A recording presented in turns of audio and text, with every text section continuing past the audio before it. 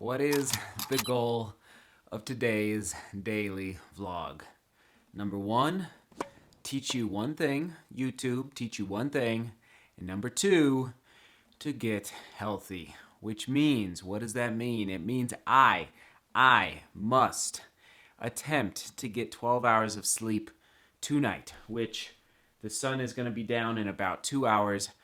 I've got to go to bed early and I've got to sleep 12 hours to get rid of this sickness. That's the only way I've decided that this is going to go away. I did not sleep well last night. I don't know what happened. I think maybe it was because I took a little cat nap after dinner. Anyway, that is the goal, the two goals for today. Teach you one thing, the runner's knot, and to go to bed early so I can defeat the sickness.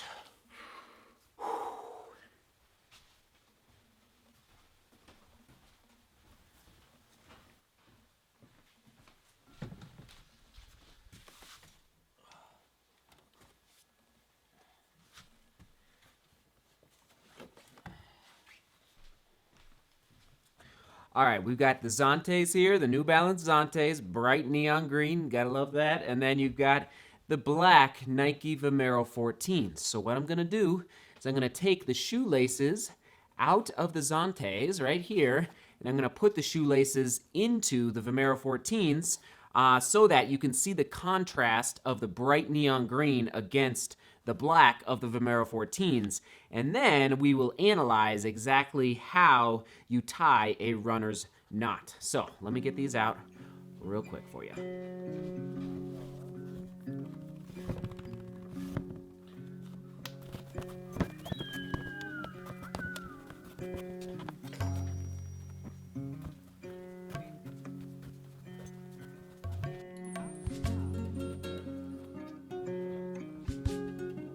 Have you ever heard of the runner's knot? Maybe you have, maybe you have not. There's a lot of new runners on this channel, people that are just getting into running.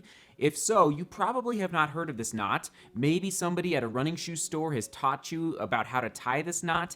That's where I actually at the Runner's Roost on Colorado Boulevard in Denver, Colorado, 20 years ago, somebody working the floor taught me the runner's knot. So if you don't know it, if nobody's ever taught it to you, you won't know how to do it and why you should do it. So I lean in the direction of a snug fit for my shoe. I like to feel pretty secure in the shoe. Now, I sometimes go too tight and I have to stop.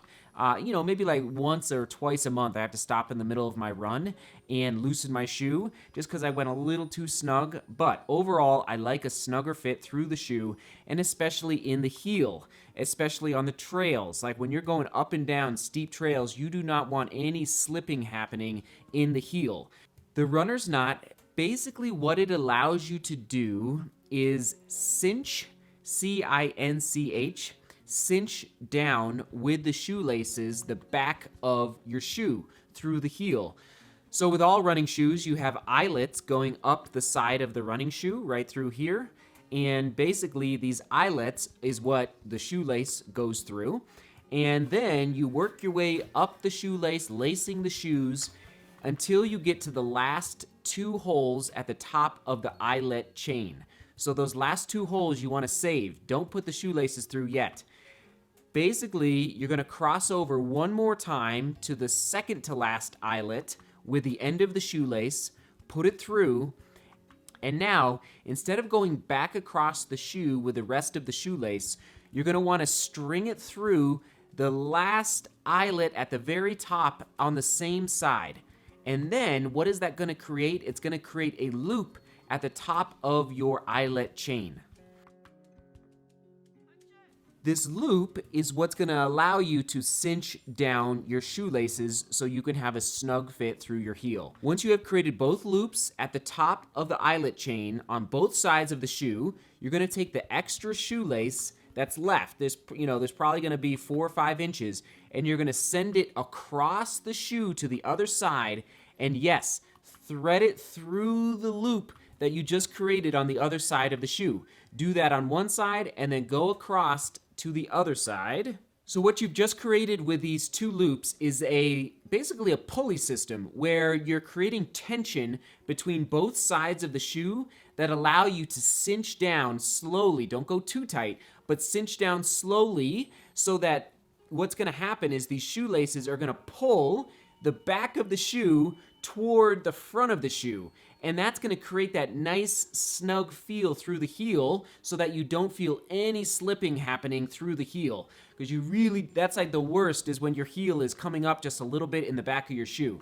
And that is the runner's knot. And then, of course, at the very end, once you have cinched down and you feel like you're secure, you can finish off tying the shoe like you normally would. And then you're nice, and don't forget to double knot now. Tip of the day, don't forget to double knot. So that is the runner's knot. And I know it's kind of hard to describe through words and images through a video. If you were here in person, it'd be a lot easier. But I'm telling you, I've been doing this knot for 20 years, and I love it. And I use it for all my shoes, my trail shoes, my road shoes, my racing shoes. And it just creates a slightly extra snug feel especially through the heel, which I love. And honestly, I think it helps me actually stay off of my heels when I'm racing because it kind of forces you up on your toes a little bit because you're just nice and locked down, that nice lockdown feel. And the question of the day, do you use the runner's knot? Have you ever heard of the runner's knot?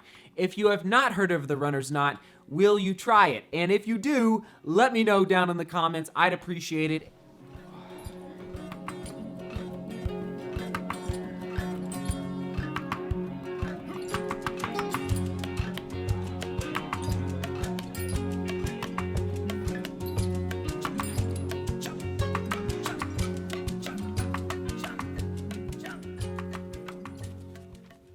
Oh man, I had to come outside and get some fresh air. Being sick and cooped up inside for the last 2 days or whatever, it's like, oh, you just gotta breathe it in, breathe it in. Oh, nothing like fresh air. Okay, guys, I was sick a couple days ago, and so I forgot. I'm still sick, but I forgot the comment of the week, and so here we go. This is from Turkish Churros. Nice name, I like that.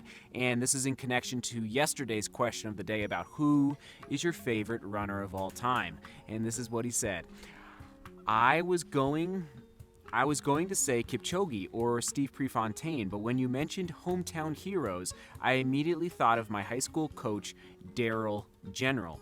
He was a 2:14 marathoner, and he tied a record by qualifying for 5 consecutive Olympic trials, which means he was highly competitive for almost 2 whole decades. His entire career, he worked 3 jobs, including coaching at a local high school.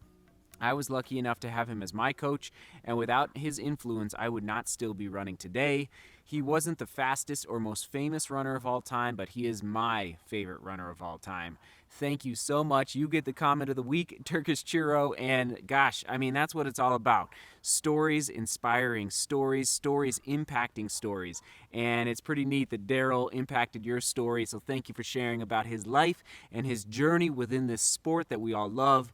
And guys, I'm calling it. I'm biting the bullet. It pains me sometimes to publish vlogs that are maybe not as entertaining to watch. Let's just put it that way. I hope you learned something, though, with the runner's knots, especially for all the maybe newer runners out there that have not ever been told about the runner's knot and not been taught how to tie it. So if you struggle with tying it, let me know down in the comments and I'll try and walk you through it. But I love you, and I'm calling it, and we're going to bed soon once the sun goes down because, oh man, I need like at least 12 hours of sleep tonight. Oh my goodness.